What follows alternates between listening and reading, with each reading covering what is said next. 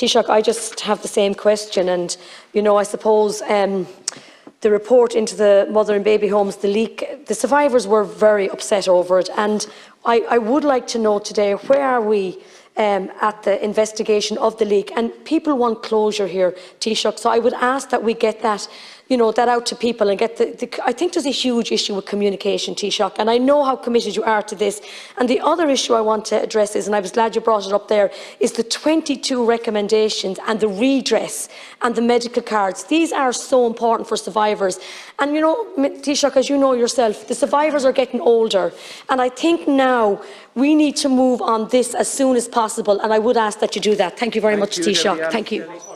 That the deputies has suggested that this is a list of broken promises. I want to make it very, very clear here that the action plan that we've outlined, we're going to follow through in every one of them, and are doing it.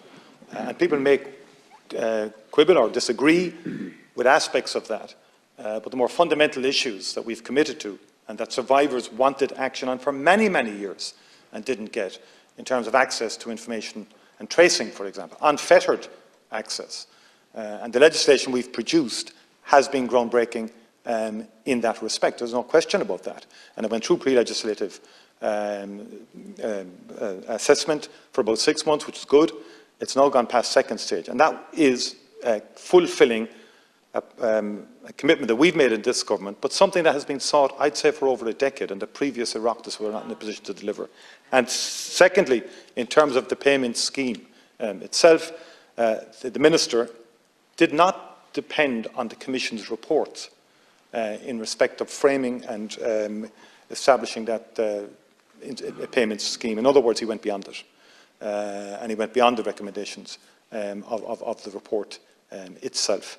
And I think that will come through the House, that will go into legislation. I have no doubt people are going to come forward with their amendments and their proposals. But again, the Minister will consider those at that particular stage of the bill. And the Burials Institutions Bill, I'm coming back to that, is also evidence. Now, you've said the government isn't committing. I have not interfered in the investigation. The government took that decision at the very beginning in terms of to widen it out, because in the modern era there has been a lot of leaking and so on.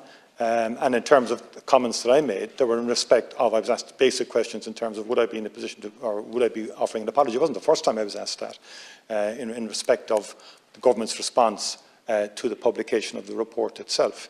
And there are wider issues. I'm not responsible for what the Commission and how it did its work. I think it did extensive work and did very comprehensive work, but the Commission would have been established some years ago. The Commission investigation model is the one we have. It may not have been the optimum model for this type of investigation. We did separate ones in respect of the industrial schools and others, and lessons perhaps can be learned from that. I'm not in a position yet, but I certainly hope we can bring it to conclusion as quickly as we can.